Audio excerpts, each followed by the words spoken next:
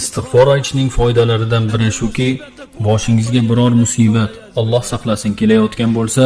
bu musibat mol dunyoga yetadigan musibat bo'ladimi, badaningizga yetadigan musibat bo'ladimi, yo farzandlaringizga taalluqli musibat bo'ladimi,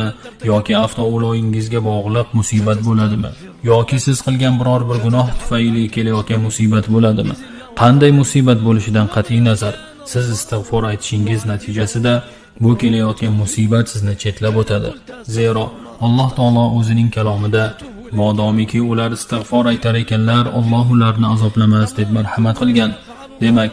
siz agar astag'firulloh, ey Robbim senga tavba qildim, ey Robbim meni kechirgin, ey Robbim meni kechirgin desangiz, Alloh taoloning agar shukr qilsangiz va iymon keltirsangiz, Alloh sizni azoblab nima qiladi degan oyatiga ko'ra, yo'lda kelayotgan musibat siz aytgan istig'for tufayli Allohning izni bilan